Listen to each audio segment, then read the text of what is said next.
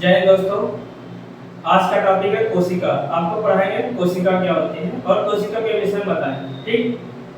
सफर में मुश्किलें आए तो हिम्मत और बढ़ती है, अगर कोई रास्ता रोके तो जरूरत और बढ़ती है, अगर बिकने पे आ जाओ तो घट जाते हैं दाम अक्सर, न बिकने का इरादा हो तो कीमत और बढ़ती। कोशिका का एक टॉपिक है और कोशिका देखो क्या होती है। कोशिका जीवन की आधारभूत एक इकाई है, जीव की संरचनात्मक और इकाई माना जाता है। ये कोशिका हो गई और इसके अंदर एक केंद्रक स्थित होता है और इसके अंदर केंद्रिका स्थित होती है। ठीक, ये केंद्रक हो गया, ये क्या होगा आपका केंद्रक होगा, ये साइटोप्लाज्म,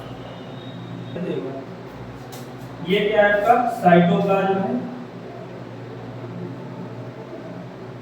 प्लाज्म, और इधर साइड में माइटोकॉन्ड्रिया स्थित।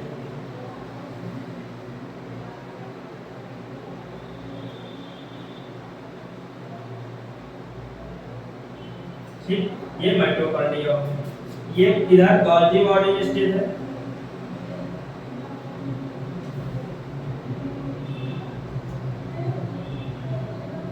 और इधर लाइसोसोम स्थित है।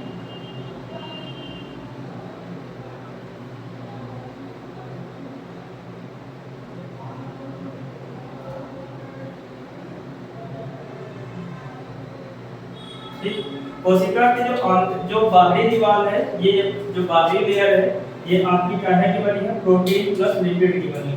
कोशिका की जो बाहरी दीवार है वो प्रोटीन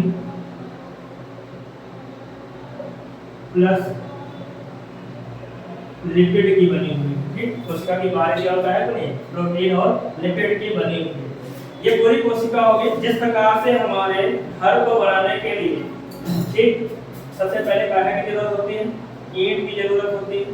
ईंट बहुत सी ईंटें मिला देते हैं तो एक दीवार बन जाती है, और बहुत सी दीवारें चार दीवारें बना देंगे तो एक रूम बन जाता है, और 3-4 रूम बना देंगे तो क्या बन जाएगा, घर बन जाता है। उसी प्रकार से यहाँ जीवन में भी सबसे पहले सेल बनती है, सेल के बाद टिश्यू बनते हैं, टिश्यू के बाद ऑर्गन बनते हैं, ऑर्गन के बाद क्या बन जाता है, शरीर बन जाता है। ठीक, जैसे ईंट, फिर दीवार, फिर रूम, फिर घर। उसी प्रकार से पहले कोशिका, फिर ऊतक, फिर ऑर्गन, फिर क्या बन जाता है, शरीर बन जाता है। तो जीवन की आधारभूत इकाई है। रॉबर्ट हुक ने 1665 में रॉबर्ट हुक ने 1665 में इसे खोज की थी। कब किया, 1665 में। किसने की, तो रॉबर्ट हुक, रॉबर्ट हुक ने 1665 में क्या की थी, कोशिका की खोज की थी। इसके बाद कोशिका में ये क्वेश्चन है इधर, माइटोकॉन्ड्रिया। माइटोकॉन्ड्रिया जो होती है, इसको कोशिका का, इसको बोलते क्या है, माइटोकॉन्ड्रिया। माइटोकॉन्ड्रिया, ठीक, ये माइटोकॉन्ड्रिया क्या होती है, ये कोशिका का पावर हाउस होती है। इसको क्या कहते हैं, कोशिका का पावर हाउस। कोशिका का पावर हाउस किसको बोलते हैं, तो माइटोकॉन्ड्रिया को बोलते हैं। इसके बाद अगला क्वेश्चन है, पूरी कोशिका को नियंत्रित करने का काम कौन करता है, तो केंद्रक करता है। पूरी कोशिका को नियंत्रित करने का काम कौन करता है, केंद्रक करता है। लेकिन जब केंद्रक नियंत्रित नहीं कर पाता है, फिर क्या करता है, लाइसोसोम। लाइसोसोम ये होते हैं, ये इनको क्या कहा जाता है, आत्महत्या की थैली बोला जाता है। आप जैसे मान लो माइटोकॉन्ड्रिया का काम है ऊर्जा का निर्माण करना। आप माइटोकॉन्ड्रिया का है नहीं, हम ऊर्जा का निर्माण नहीं करेंगे, तो इसको माइटोकॉन्ड्रिया क्या करेगा, लाइसोसोम इसको क्या करेगा, लाइसोसोम इसको समझाएगा कि आप क्या करें, ऊर्जा का निर्माण करें, अन्यथा हम क्या करेंगे, आपको खत्म कर देंगे। जैसे अगर 2-3 बार समझाने के बाद अगर ये माइटोकॉन्ड्रिया कोशिका का निर्माण नहीं करती है, तो ये लाइसोसोम क्या करता है, अपने आप को ही क्या कर लेता है, खत्म कर लेता है। जैसे ही लाइसोसोम अपने आप में डिके होगा, वैसे ही पूरी सेल्स क्या हो जाएगी, खत्म हो जाएगी। ठीक, तो हमारा जो शरीर बना हुआ है वो कोशिकाओं से मिलकर बना है। तो हमारे जो शरीर के अंदर जितनी भी क्या है, सेल्स है। लेकिन अगर ये बात हो ब्रेन की, ब्रेन के अंदर क्या होता है, न्यूरॉन सेल पाई जाती हैं। ये अगर इसी बात को कहा जाए ब्रेन, तो ब्रेन में क्या पाई जाती है? न्यूरॉन सेल पाई जाती है। ठीक, जो न्यूरॉन सेल होते हैं इस ब्रेन के अंदर पाई जा रही होती हैं, प्लस ग्लियम सेल।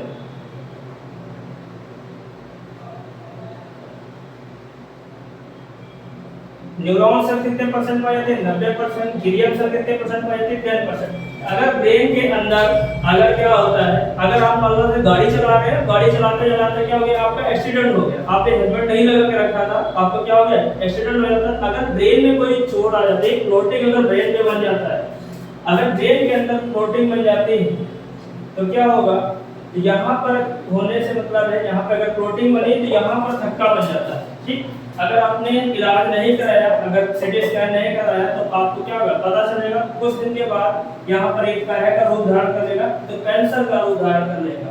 ठीक है, तो ये ब्रेन के अंदर होता है। ब्रेन में 10% 90% न्यूरॉन सेल्स पाई जाती है और 10% ग्लियम सेल्स पाई जाती है। इस वजह से यहाँ पर नो सेल डिवीजन होता है ब्रेन के अंदर। ठीक, लेकिन पूरी बॉडी में क्या होता है, कोशिका पाई जाती है। कोशिका शरीर में क्या होती है, कार्यात्मक शरीर की कार्यात्मक इकाई होती है कोशिका। किसने कहा था, तो रॉबर्ट हुक ने कहा था। कब कोशिका खोज कब की गई, तो 1665 में की गई, रॉबर्ट हुक ने की थी। ठीक, अगला क्वेश्चन पेपर में पूछा जाता है, केंद्रक। ये क्या है, पूरा केंद्रक है, पूरी कोशिका को नियंत्रित करने का काम कौन करेगा, केंद्रक करेगा। और केंद्रक की खोज 1831 में रॉबर्ट ब्राउन ने की थी। किसने की थी, रॉबर्ट ब्राउन ने की थी। रॉबर्ट ब्राउन ने किसकी खोज की, केंद्रक की खोज की। इसके बाद पूरी कोशिका के जीवन की आधारभूत इकाई कहा गया। कोशिका की बाहरी लेयर बनी होती है, वो काहे की बनी होती है, प्रोटीन प्लस लिपिड की बनी हुई होती है। काहे की बनी, प्रोटीन प्लस लिपिड की बनी हुई होती है। इसके बाद माइटोकॉन्ड्रिया। माइटोकॉन्ड्रिया की खोज आल्टमाइन ने की थी। माइटोकॉन्ड्रिया की खोज किसने की, आल्टमाइन ने की है। अब माइटोकॉन्ड्रिया को जीवन का भौतिक कोशिका का पावर हाउस कहते हैं। माइटोकॉन्ड्रिया के अंदर कैसी प्रक्रिया होती है, तो क्रेब्स चक्र क्रिया होती है। क्रेब्स चक्र प्रक्रिया होती है किसके अंदर, माइटोकॉन्ड्रिया के अंदर। और साइटोप्लाज्म में आपकी एक रिएक्शन होती है जिसको बोलते हैं ग्लाइकोलिसिस प्रक्रिया। साइटोप्लाज्म में एक प्रक्रिया होती है ग्लाइकोलिसिस। ठीक, साइटोप्लाज्म में कौन सी रिएक्शन होती है, ग्लाइकोलिसिस प्रक्रिया होती है। इस प्रक्रिया में क्या होता है, जो अंतिम उत्पाद होता है, ठीक, साइटोलिसिस प्रक्रिया में जो अंतिम उत्पाद होता है वो पायरुविक अम्ल बनता है। पायरुविक अम्ल बनता है, प्लस 4 एटीपी ऊर्जा के अणु बनते हैं। प्लस क्या बनता है, 4 एटीपी ऊर्जा के अणु बनते हैं। ये कहाँ क्रिया हो रही है, तो ये हो रही है साइटोप्लाज्म में क्रिया हो रही है। ये रिएक्शन कहाँ पे हो रही है, साइटोप्लाज्म में रिएक्शन हो रही है। इसके बाद जो सेकंड रिएक्शन होगी वो माइटोकॉन्ड्रिया के अंदर होगी। इसको किस नाम से जाना जाएगा, तो क्रेब्स चक्र के नाम से जाना जाता है। इस रिएक्शन को किस नाम से जानता है, क्रेब्स चक्र के नाम से ये रिएक्शन को जाना जाता है। इसमें क्या होगा, इसकी प्रक्रिया में 36 एटीपी अणु अणु प्लस ऊर्जा बनती है। इस प्रक्रिया के दौरान क्या होगा, यहाँ पर देखो 4 एटीपी थे, 4 एटीपी में 2 एटीपी ऊर्जा में ही लॉस हो जाएंगे, बचे कितने, 2 एटीपी।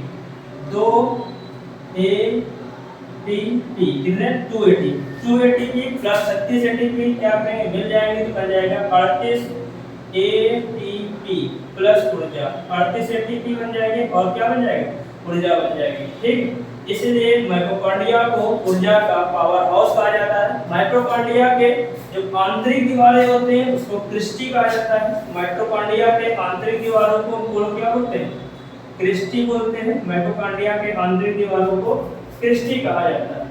ठीक, माइटोकॉन्ड्रिया के आंतरिक दीवारों को क्रिस्टी कहते हैं।